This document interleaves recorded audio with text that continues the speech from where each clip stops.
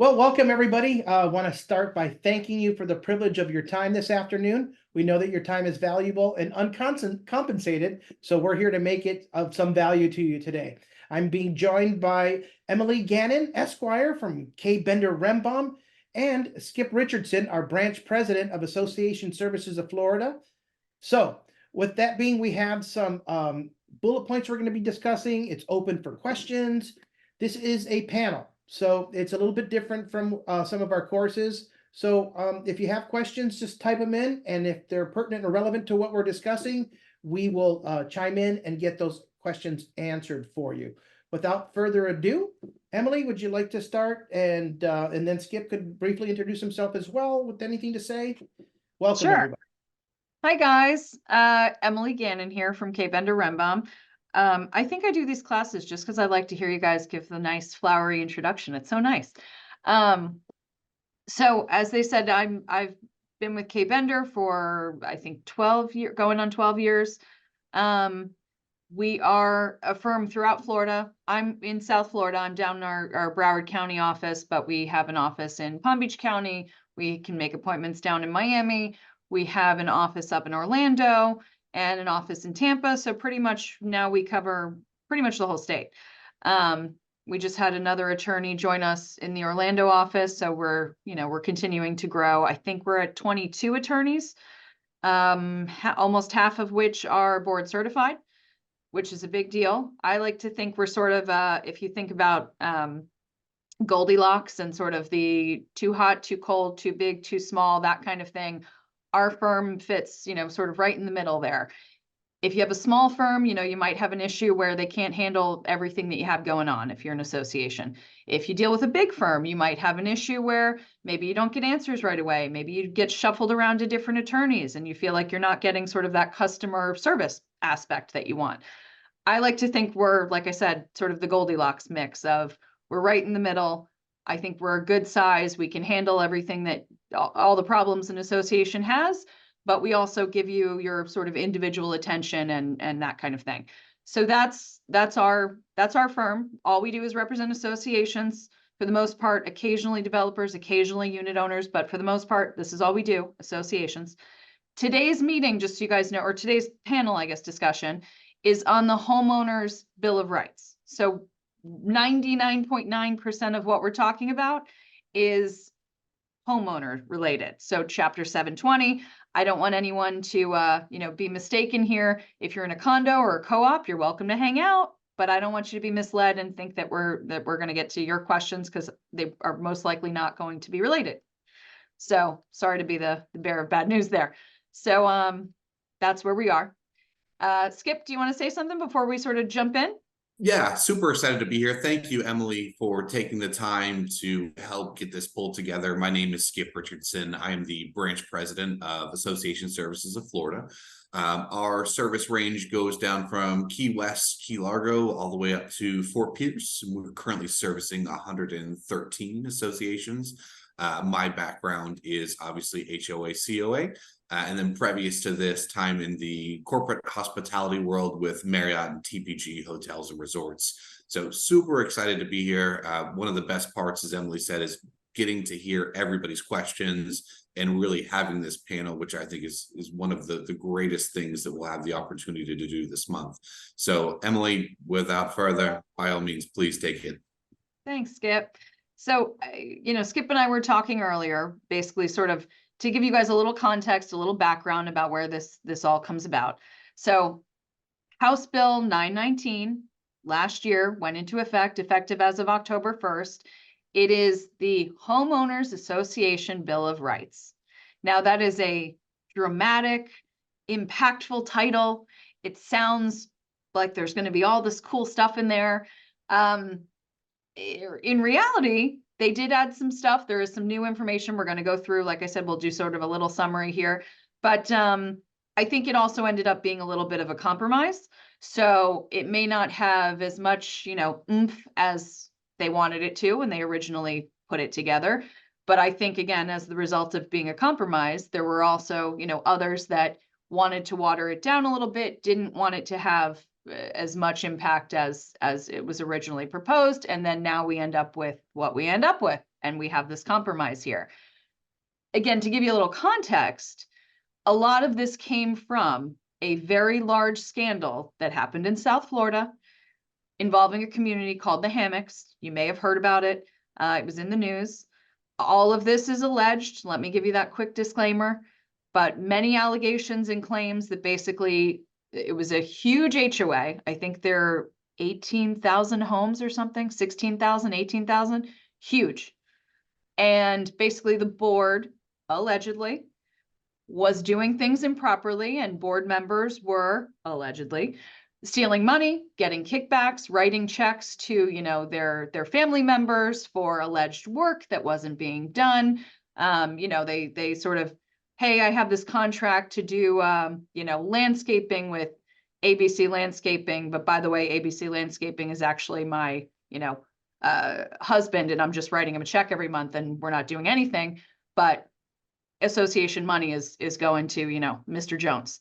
So lots of things that basically came out of that big scandal.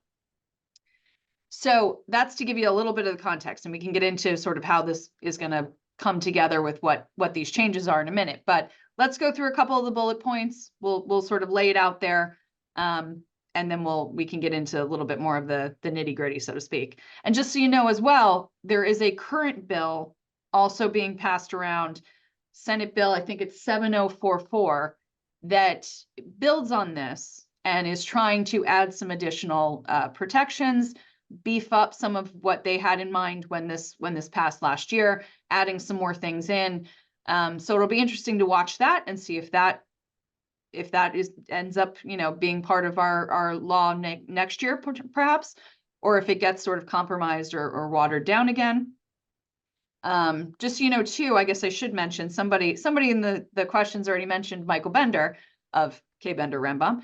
Michael is on a legislative team that actually weighs in as part of CAI and does go to, I think he's going to Tallahassee. You know, he goes to Tallahassee and weighs in on these pending bills and all of that, and tries to represent the associations and hopefully, you know, get some good law in there.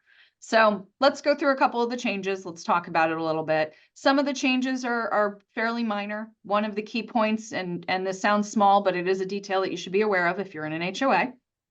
Your board meeting notices now have to identify your agenda items. That's something that, you know, has been in the condo world for a while.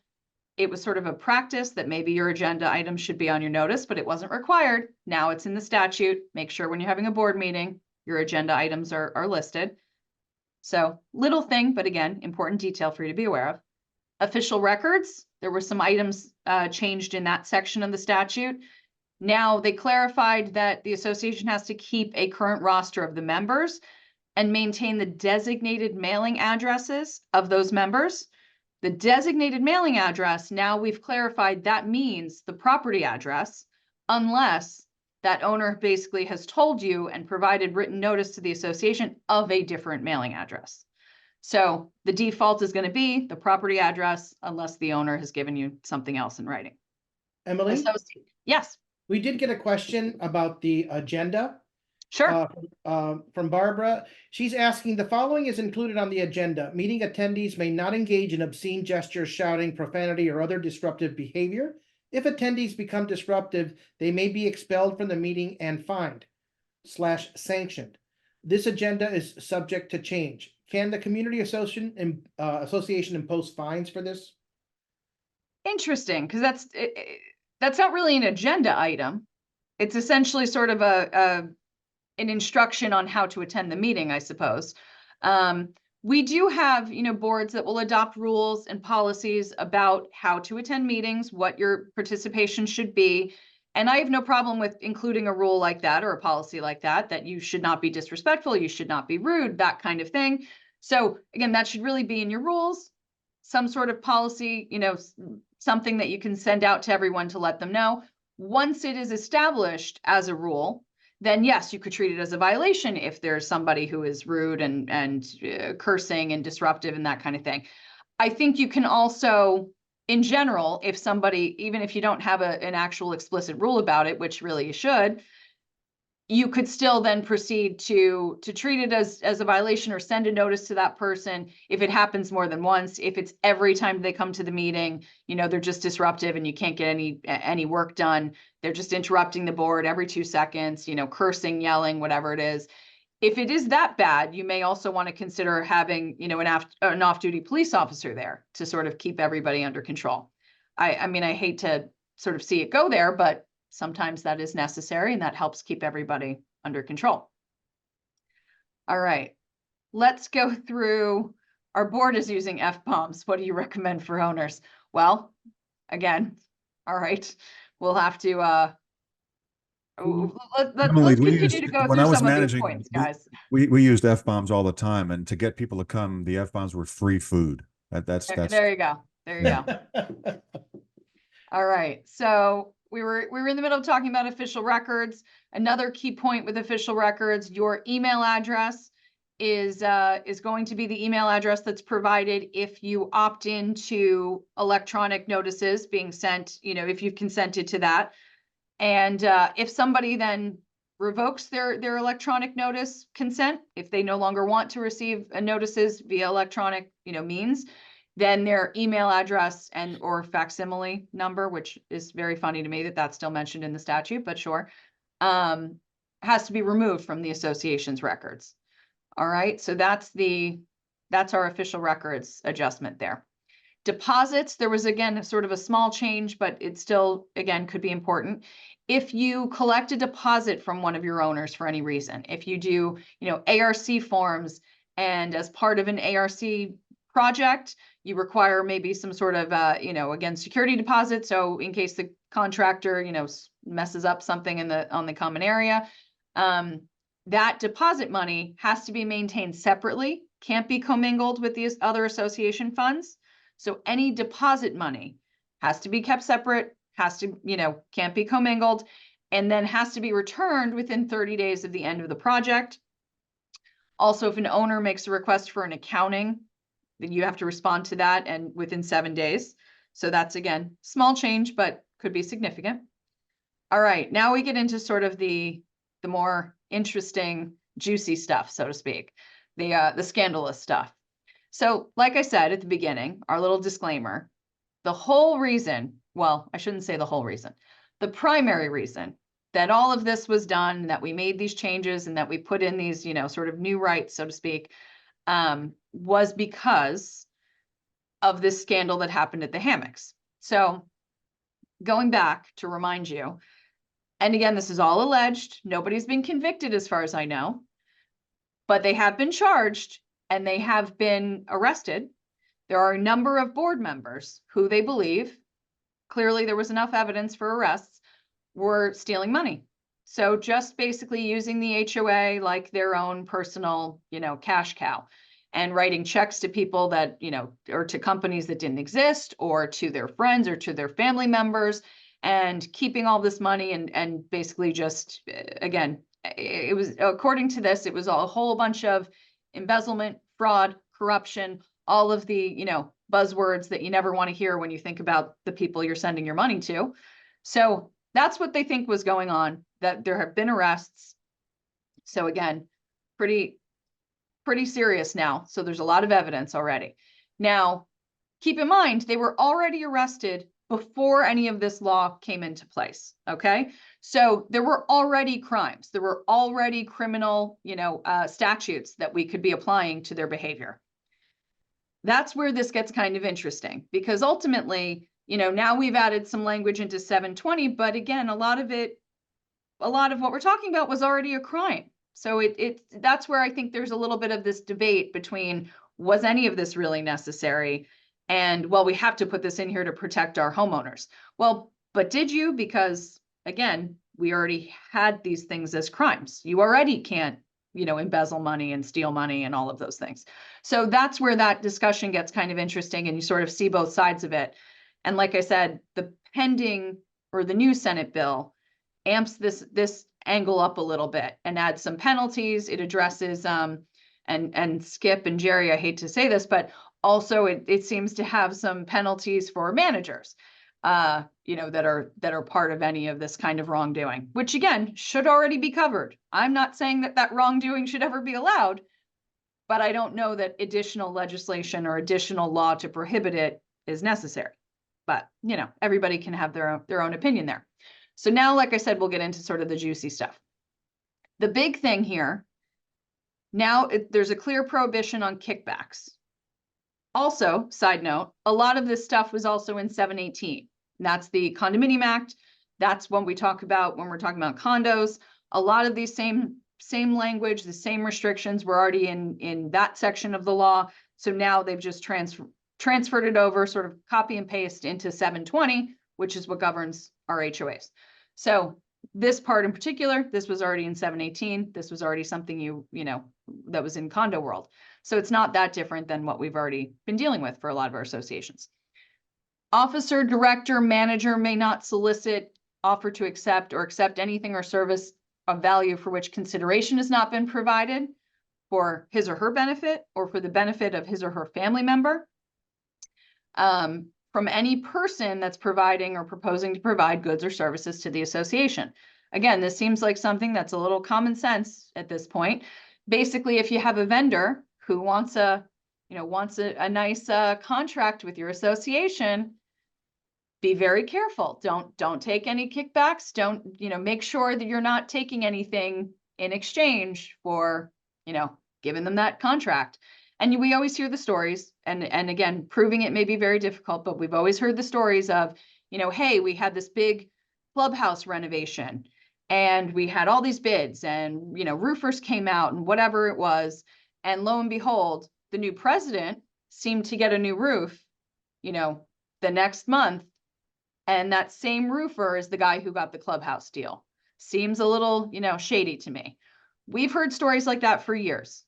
I would like to think that is not what's happening and there haven't been kickbacks, but in reality, that may be what's happening and I hope not. But now we've codified it in 720 that you cannot do that. If you are on the board, you should be very aware of this and be very careful about it.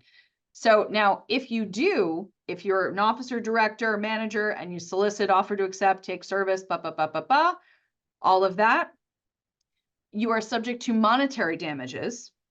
And that's covered by a part of 617 Florida statutes now, potentially. And now here's a very interesting point as well. If the board finds that an officer or director violated what we just talked about, the aforementioned part of the statute, the board shall immediately remove that officer or director from office, and the vacancy shall be filled according to law until the end of the officer or the director's term. Now, that is a very interesting section that they've added in there, because I want you to be aware that this could be sort of used. This is a little dangerous. You never know if you have a board of, 5 and 4 of them work well together. They're great. They get along. And there's that 5th board member that they just do not like. Nobody likes. They've tried to, get him off the board before. They weren't successful because for whatever reason, he has lots of friends in the community, or you just haven't been able to get an election because you can't get quorum. All these typical problems that we hear about. And so what if those 4 decide, hey, wait a minute, now there's a new provision in the statute. We could get rid of, number 5.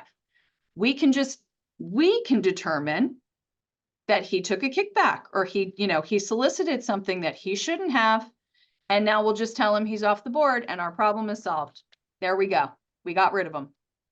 Now, you could see where this could be very problematic. Now, if that's the case, now realistically, if that were to happen and you did think that there was a board member who was taking kickbacks or soliciting and all these things, obviously we would want the board to act and to do something about it. But we just are aware that we just don't want it to be abused as well. So you have to be very careful. And, make sure if that is something that you think is happening, talk to your legal counsel. If you allege that somebody has, stolen money basically, or taken a kickback, and you're wrong, and you've kicked them off the board because of this, and you're wrong, now you could be subject to possible liability. He could come after the association for that. There could be, issues of, defamation, slander, libel, all of these, now you've opened up a whole new can of worms, so to speak.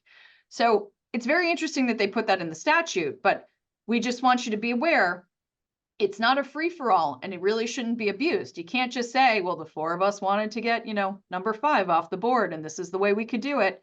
Be very careful. Make sure you talk to your attorneys before you do anything with that. Also, little side note, and I'm sure Associa appreciates this little sort of exception here. You can accept food that is given to at a meeting with a value of up to $25. So, if management company buys you some lunch, or, when we do these various panels, sometimes in person, if there's, snacks there and things like that, you're not going to get kicked off the board for eating a, cookie and drinking some coffee. So don't worry. That's the little exception. Now, so that's the kickback section. Now there's another section, because again, this all ties together. This is all about sort of board member wrongdoing, if you will. Now there's another section to immediately remove a director or officer involving crimes. So now it's an officer or director must be removed from office if charged by information or indictment with any of the following crimes.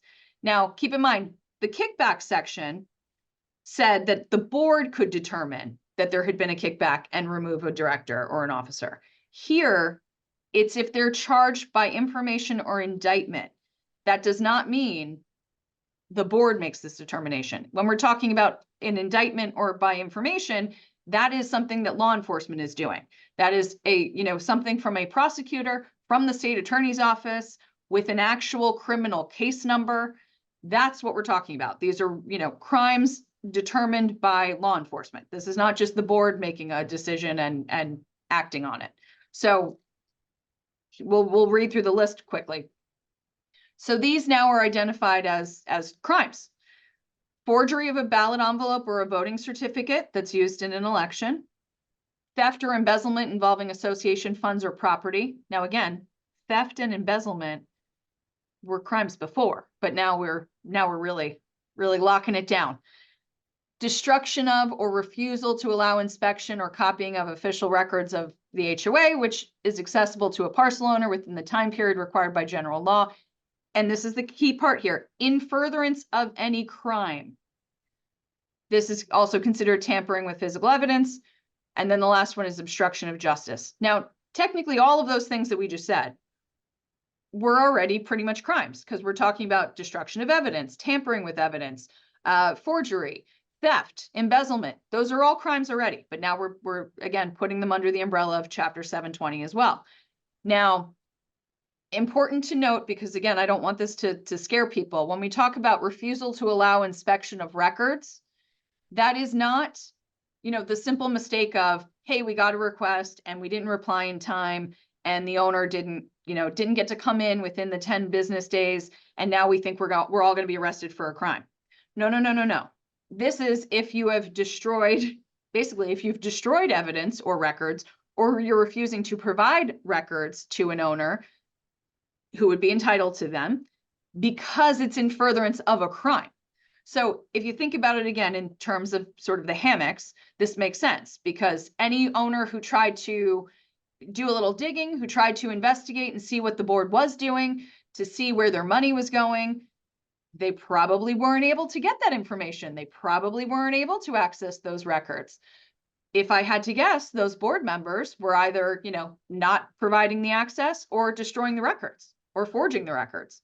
So if you're already basically committing a crime, I'm sure you're probably also going to make efforts to cover up that crime. So now that's what this is intended to do, to make sort of that cover up an additional crime.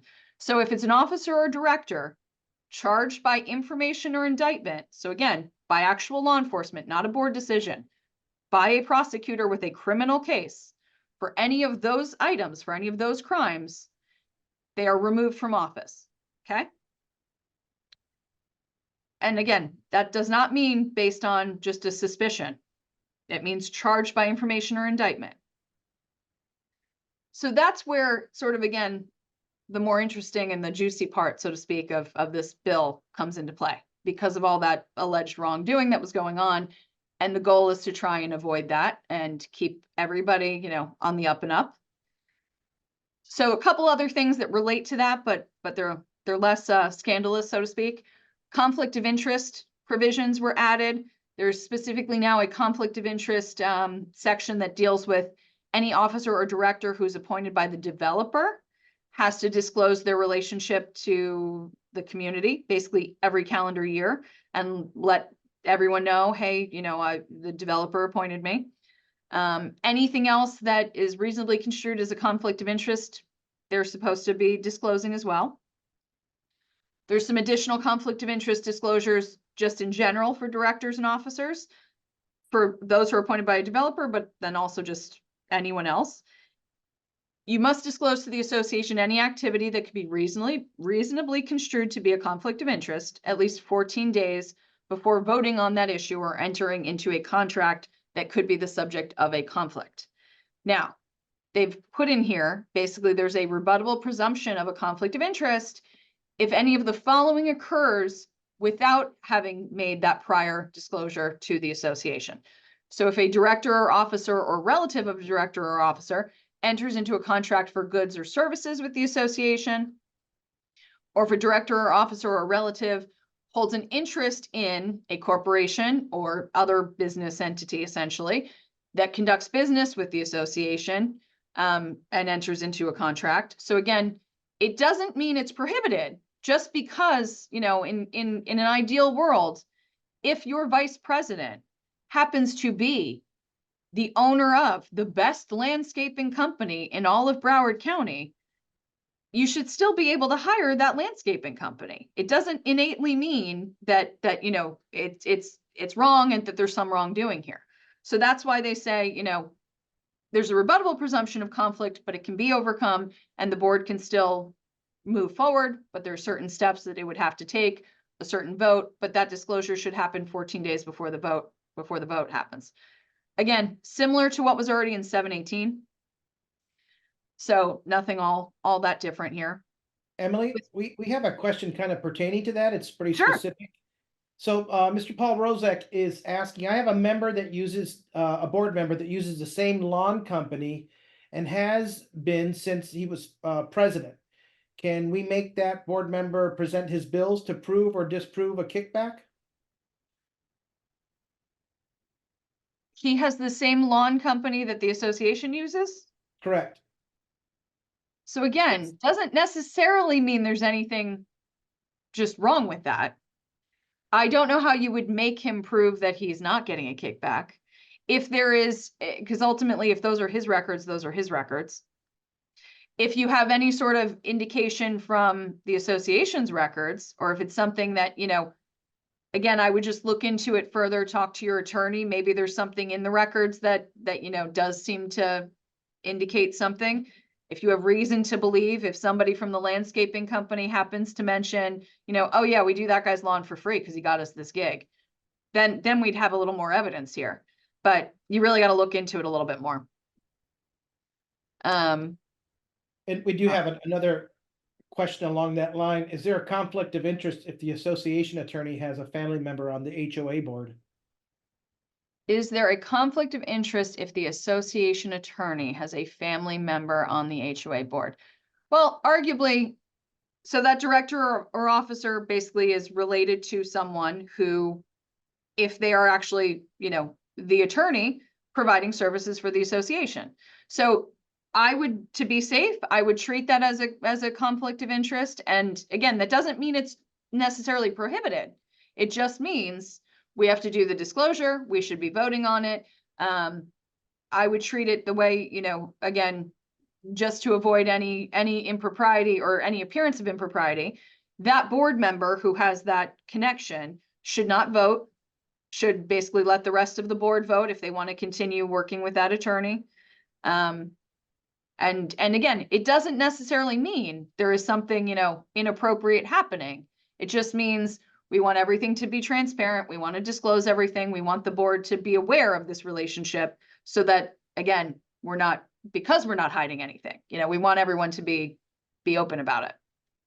So Couple other things just to get into here, that were included in the Bill of Rights. They changed some things with the fining process. So basically, as you guys, hopefully you already know, as an association, you have the ability to fine and adopt fines against owners when they're in violation. I know I saw a couple comments about, can we fine for this? So generally, if it's a violation of your declaration, your bylaws, or your rules, you could adopt a fine. Now, the way the fining process works, there have been some questions through the years. The way the statute was written, it was you have to give a 14-day notice to the owner because they have an opportunity to be heard by the fining committee. And because it said opportunity to be heard, a lot of communities read that as, we will basically give the owner the option to come to a hearing. And if they don't want to come and they don't tell us they want a hearing, we're just going to presume the fine is adopted and move forward, and there we go. We don't have to do a hearing before the fining committee. We've always taken the position that is not what was intended. The fining committee has to have their hearing, and there should be a 14-day notice for that. Now they've codified that. So now they've clarified you have to provide that 14-day notice, and that committee hearing is not optional. It's mandatory. So you can't say, well, but you didn't tell us you wanted to have a hearing, so we just moved forward. Nope, have to have the hearing. Even if the owner doesn't show up as a formality, have to do it. 14-day notice, have your hearing with your fining committee. The notice, oh, this is the other interesting thing. The notice that is sent to the owner with that violation has to actually describe the alleged violation, and then should include what the act would be to cure that violation. So if it's,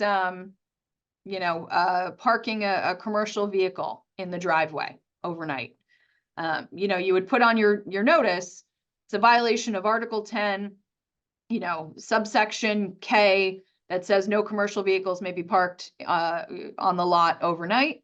And you have a commercial vehicle that is being parked on the lot overnight. So, and now again, although it may be obvious what the action is to cure that, I would be as specific as possible, because again, you don't want to have anybody challenge you with your fine, and indicate, to cure this violation, you must remove the commercial vehicle. It may not be parked here overnight, whether, now again, maybe you allow it to be in the garage or removed from the community altogether, but indicate what the violation is and how to fix that violation in your notice that you send to the owners. Parcel owner can attend the committee meeting by telephone or by electronic means. They've now added that in there, so you could do it by Zoom if you wanted, or if they wanted to attend that way. And then once the committee has had their meeting, if they've confirmed the fine and they've imposed it, and now, they reviewed all the evidence, so to speak, and they decided, yep, we're going to fine this person $500 because it was 5 days of that, that commercial vehicle being parked in the driveway, whatever they've come up with. Now you have to send a notice to that owner after the committee meeting, letting them know what the committee determined, how it came out, what the result is. And then again, how they can cure it if that's possible. You've been fined $500 for having this commercial vehicle parked overnight. If they haven't removed it yet, that vehicle must be removed immediately, something like that. So that's the fining provision. Again, I think a lot of that isn't necessarily anything new.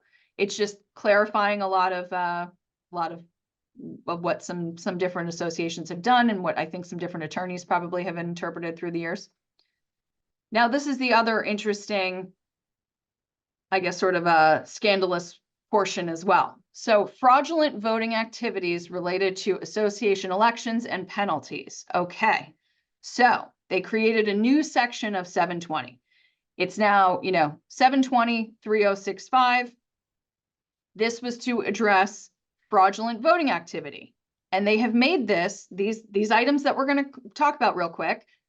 Every one of these is now a misdemeanor of the first degree. So again, now we're making things that were improper before, but now we're making them a crime, misdemeanor, a crime under Chapter 720. Because now the legislature really wanted to, amp this up and let all of Florida know we're taking this seriously. We want HOAs to make sure they are operating properly. We don't want boards to be doing these improper things. Elections are serious. and we should be following the correct procedures. And again, we should not have fraud in our elections. Again, not going to comment just on politics, but I feel like that's probably an issue in the last couple of years that people have become more aware of, and we're a little concerned to make sure that elections are done properly and everybody's following, how they're supposed to be doing everything. So whichever, side of the road you fall into there. Now, because of that, so like I said, they've now enumerated 6 new misdemeanors dealing with voting. So if you willfully, falsely swear to or affirm an oath or an affirmation, or you get somebody else to do that, that addresses a voting activity. So basically, if you falsely sign an oath or an affirmation, so if you sign an affidavit and it's what the information you're swearing to is not true, and it involves voting, that could be a misdemeanor of the 1st degree now. Again, in general, signing an oath or an affidavit that has false information already, had some penalties, but now we've again sort of ratcheted up the pressure here. Perpetrating or attempting to perpetrate fraud in connection with a vote to be cast or attempting to be cast. Again, this makes sense. We don't want fraudulent voting. Preventing a member from voting or preventing them from voting in the way they intended. Fraudulently changing or attempting to change the ballot envelope, the vote, or the voting certificate. If your neighbor says to you, hey, can you hand in my ballot for me? And you open up the envelope and change their vote, or destroy the envelope, it could be a problem. That could definitely be, part of what's covered here. Threatening, using bribery or other corruption to influence, deceive, or deter a member when that member is voting. This is all sort of the same stuff, okay? Giving or promising directly or indirectly anything of value to another member with the intent of buying that member's vote, or corrupting or influencing that member in the manner in which they wish to cast their vote. Now, again, little exception, and I appreciate that they put this in here. It doesn't apply to any food that is served or consumed at an election rally or at a meeting to an item of nominal value that's used as, basically as a campaign item. And then the last thing there is using or threatening to use direct or indirect force, violence, or intimidation, or any tactic of coercion or intimidation to compel a member to vote or to refrain from voting in an election or in the manner in which they wish to vote. So again, you see a clear theme here. This was all to make sure we don't have people, engaging in election fraud, basically. It may sound silly when we're talking about HOAs, but it is important and it is a big deal. So that was sort of the meat and potatoes of the changes. Skip, is there anything we want to sort of get into in terms of anything you've seen, that we want to talk about in a little more detail? No, I think you're right on the money. And as I'm sitting here looking at some of the Q&As, and Jerry, I know that you're doing a great job fielding them back and forth. Jerry, I wanted to see if there were any of the other ones that you wanted to go forward with too, because it looks like there's some additionals in here that might be.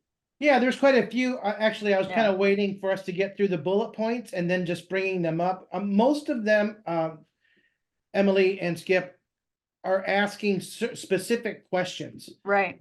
If a board member owns a business and the HOA requires, a bids, and that owner who owns a business is the most reasonable, can they still hire him?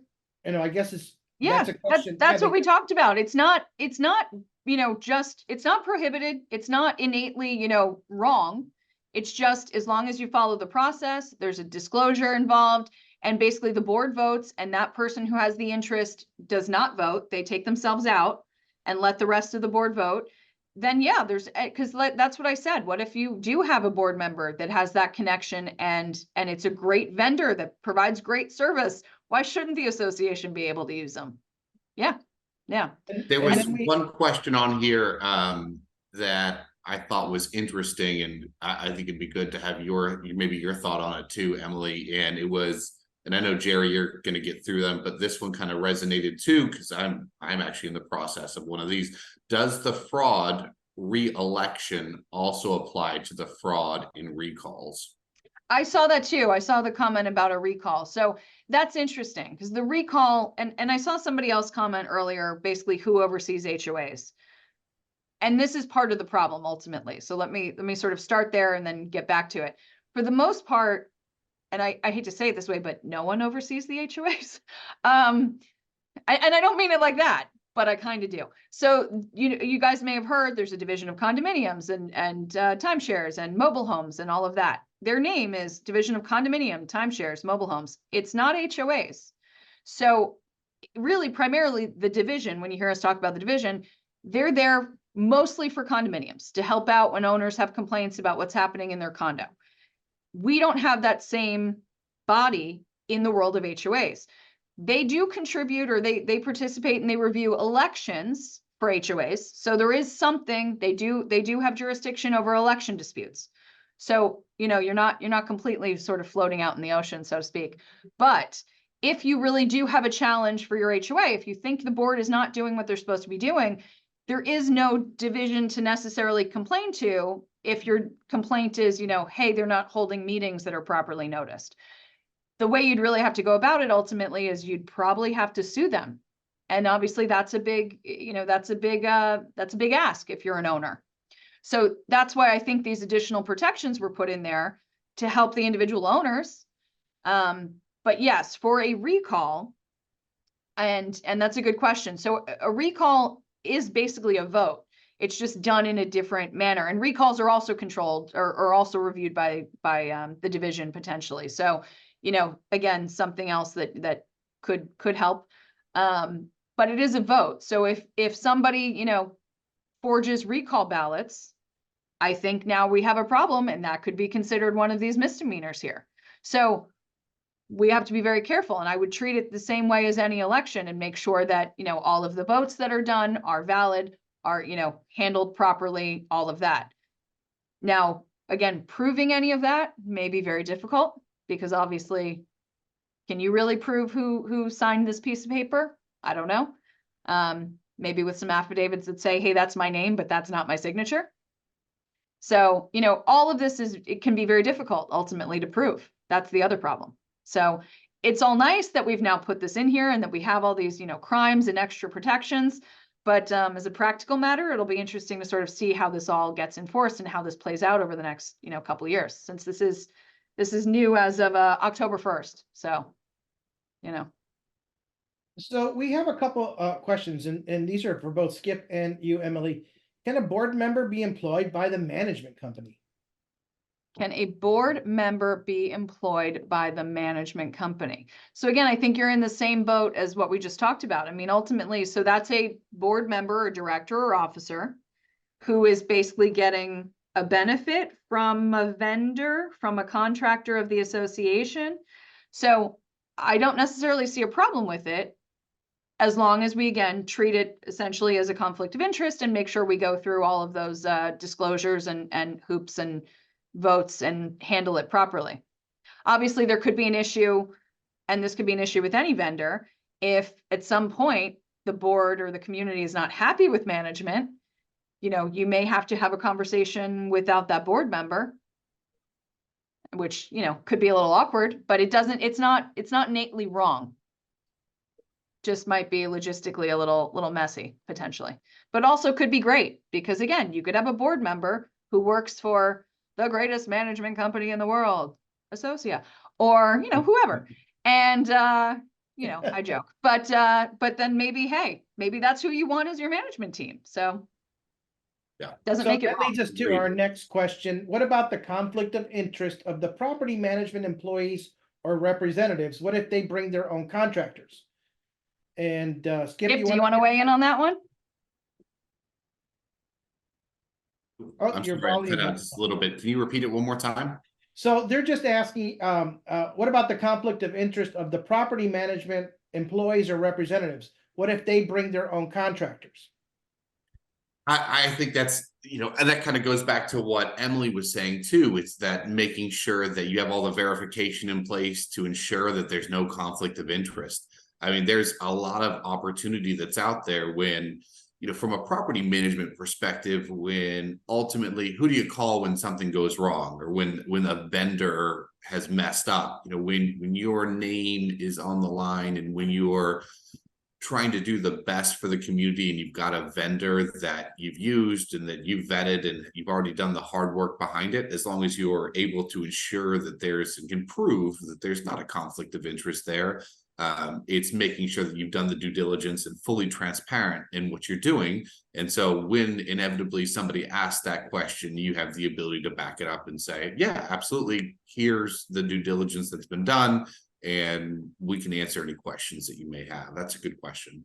Yeah, yeah. And just to add on that to that a bit, is any vendor that Associa, and I'm going to speak specifically to us, any vendor that we would present to an association, we would do more than one. We would do 3, and the choice goes to the board. So it's full disclosure. Everything is out in the open for the board, the bids and everything. So in our instance, we make that very transparent. Right. which Right, and that's brings how us- it should be with all of your management teams, guys. I mean, they should be giving you multiple vendors, and that's what you want. You want them to be vendors and contractors that they've worked with in the past, that they already know, are good. So hopefully, again, you're kind of on the same page with that. You really have the same interest there. I see some questions also about the fining process, so I just wanted to Oh yeah. kind of switch gears for a quick second. Someone said, can you find the tenant of the owner? You can find a tenant, you can find a sort of a resident, what occupant, if you will, so to speak. Again, as a practical matter, to collect it, that makes it a little bit more difficult. You may want to just find the owner for the action of their tenant or occupant. That may be a little bit easier. Finding, keep in mind for you guys too, in the world of HOAs, if the language is in your governing documents, you could fine up to, the statute allows you to do $100 per violation on a continuing basis, up to $1,000. Now, in the world of HOAs, that $1,000, you can actually go higher than that if the language is in your governing documents. And you can treat that fine as an assessment and lien for it if it's $1,000 or more. If it's less than that, you can't. So if it's a fine of, $200, you could put it on the ledger and you can try and collect it, basically if there's any sort of estoppel, if there's a payoff request, that kind of thing. But if you actually really want to have, the teeth that you need to proceed to collect and to lien for it, you should make sure your documents allow you to do that, and that you can go up to that maximum amount and then actually lien for it. So that's your best bet. So leaning against the tenant is not necessarily ideal. Leaning against the owner is probably better, but in theory, yes, you can. And in theory, you could then suspend that tenant's, use rights. You could turn off their clicker. That's something that, if you have a gym, if you have facilities, amenities that you can turn off that they can't then access, that might get their attention. They may pay that fine to, get their access back. There's another question here. If the person being fined doesn't go to the hearing, can the committee just adjourn, or can they discuss and all of that? I would still suggest that you, just as a quick formality, even if it's a 5-minute thing, that you still say, hey, the committee's here. Here's the owner. Here was the allegation. Here were the pictures of the violation or whatever you may have. Here's the report of the violation. The board has recommended, 5 days worth of violations, which at $100 each, a $500 fine total. This is what we're presenting to the committee, and then let the committee look at it and decide, yep, we agree, we're imposing a $500 fine. It can take, 2 minutes basically if the owner doesn't show up, but you might as well do it, go through the motions so that you've properly had the hearing, and we don't have an issue of that owner coming back and saying, well, you didn't have a hearing, so I'm not paying you that fine. We don't want to deal with that. So we Any do other have questions, Jerry, that you see that we should? Yeah, there's Okay. quite a few. Most of them, and there's some that relate to records or limiting the time to speak at a meeting. Mhm. If there is, can a board limit the time that a homeowner can speak at a meeting if they're on the agenda? Is that something that? Yeah, those are all good questions, and basically they have similar answers essentially. Really, you should adopt rules, policies to address participation at meetings, and also to handle conducting records inspections. and how your records inspections are even, basically made. Because in theory, if you do not have any rules in place, you're going to have a hard time enforcing, hey, everyone only can talk for 3 minutes, because you don't have a rule that says that. Adopt a rule, have participation, policies in place, and then everyone knows what we're dealing with. Hey, everyone, we're gonna, and we'll take one at a time. We'll address whatever it is. If you have a question for each agenda item, however the board basically wants to handle it.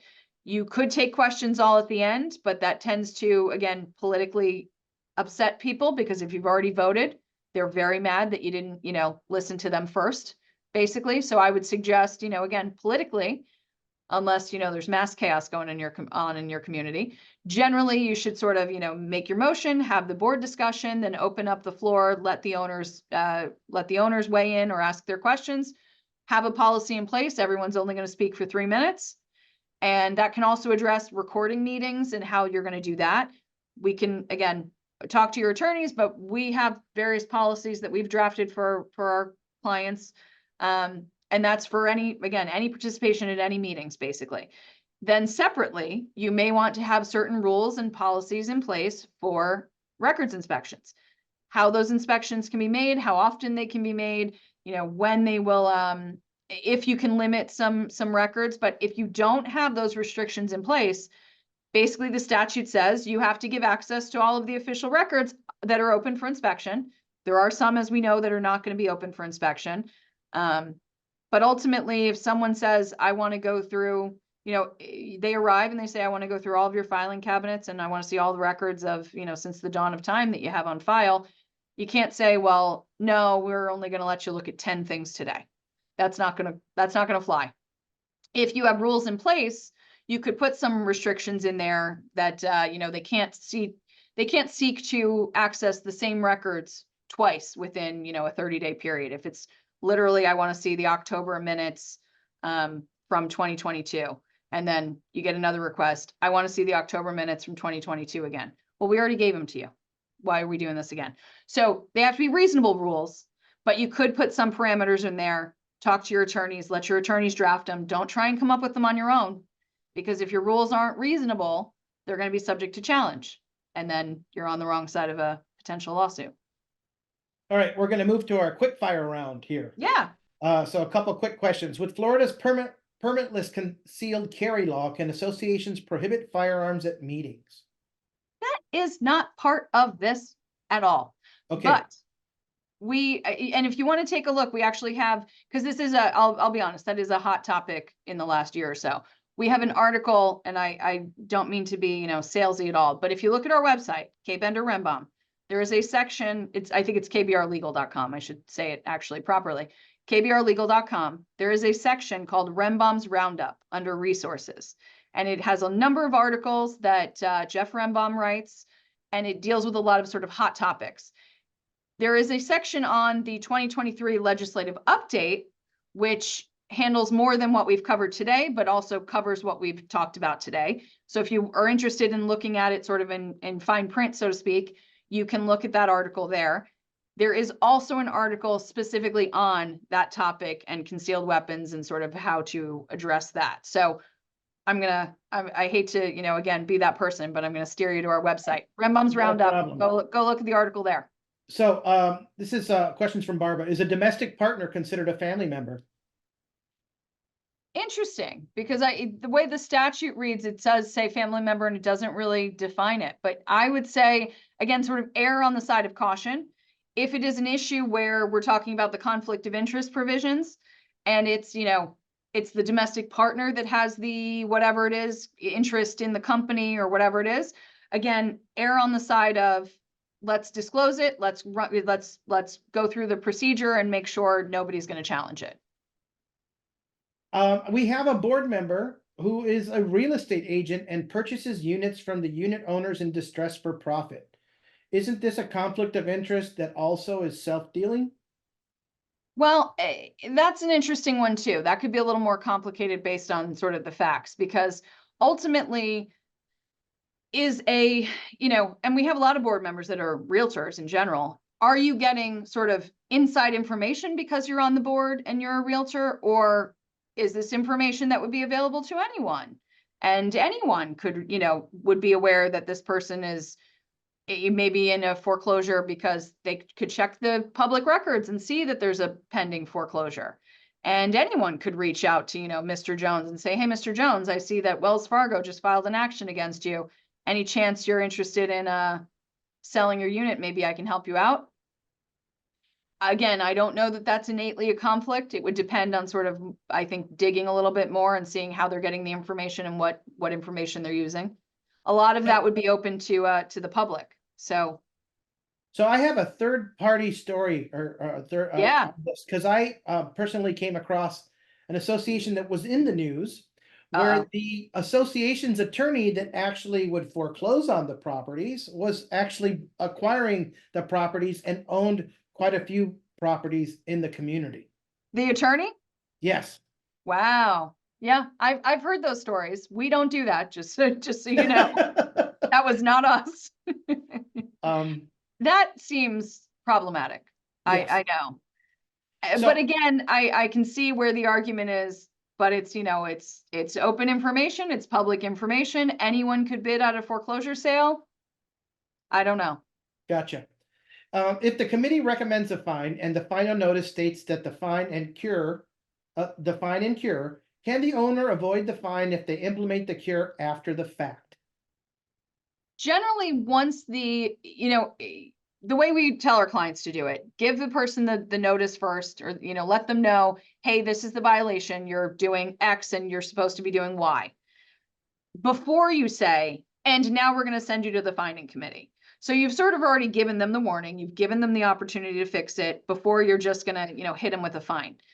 Ultimately, at the fining committee, now you've gone through, at that hearing, you've gone through a couple notices. This owner is aware of what this violation is, or should be, and clearly didn't fix it until maybe now that the committee has decided, okay, we're going to go ahead and impose a fine. If the committee decides we're going to impose a fine, then that fine should be imposed. It shouldn't be, we're going to impose the fine, but just kidding, if you fix it in the next 48 hours, we'll let the fine go. It really shouldn't go that way. I mean, ultimately, if you're at the committee point and they've adopted that fine and they've imposed the fine, you guys should be pursuing that fine. They've already gotten notice in my book. So you could tell them basically, if you cure it before, I mean, if the board wants to do it that way, if you cure it before you come to the fining committee, we'll drop it. Then that's up to the board if that's how they want to handle it. But I wouldn't do it after the fining committee has already determined there's a fine, because now you've already had, multiple notices in there, multiple chances to fix it. All right, now we have, is it improper for an HOA member to see voted ballots and solicit a different vote before the votes are finalized? Well, that's interesting. So ballots technically are not supposed to be changed. Proxies can be changed. If someone turns in a proxy on a matter, maybe voting on, reserves, or voting on an amendment or whatever it may be, if you are turning in a proxy, you could change your mind and you could change that before sort of the vote is determined. So arguably, I mean, maybe a board member would say, hey, you voted no on this. Did you know what you're voting for? Do you want me to explain it a little bit more? The board really wants us to, really wants this to go forward because of whatever. I don't think that's innately, again, wrong or fraud, but now I think you're walking a sort of a fine line here, because it says you can't threaten anyone, you can't intimidate anyone. So obviously a little bit of that's going to be subjective. If you say, oh, I'm really bummed you voted no, we thought you were going to vote yes, and we really need this vote. I don't know if, is a reasonable person going to say I felt threatened, I felt coerced to change my vote? I don't think so, but again, be really careful. Ballots are not supposed to be changed. So once a ballot is turned in, you're locked in. That's your vote. So again, the board members should not be impacting that in any way, shape, or form. So this just another question from Edwin here, who says, is it considered fraud if a board of directors or HOA member collects proxies for the election, but later hid it to avoid quorum for the election?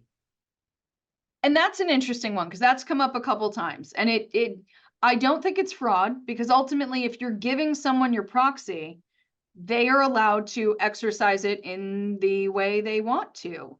So, you know, unless it directs them to vote in a certain fashion, yes. But ultimately, you know, if it's for quorum purposes, and I understand the games that are played sometimes, obviously, if you don't get quorum, as we already touched on earlier, in the world of HOAs, if you don't get quorum, there's no election. So obviously some people have an interest in maybe staying on the board and they don't want to have an election and they'd rather not turn in the proxies because they won't hit that magic number and they won't get quorum. I don't think that is fraud.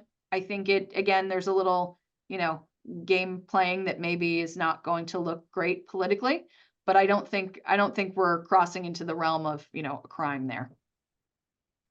Can a board of director use their personal credit or debit card to purchase items for the association? It's interesting. That's one of the items on the new bill addresses debit card use and all of that. So it'll be interesting to see how that, if that ends up becoming, you know, basically new law. So who oversees violations of statutes by the HOA with regard to inappropriate notices and requests for records? Well, like I said, so not a lot.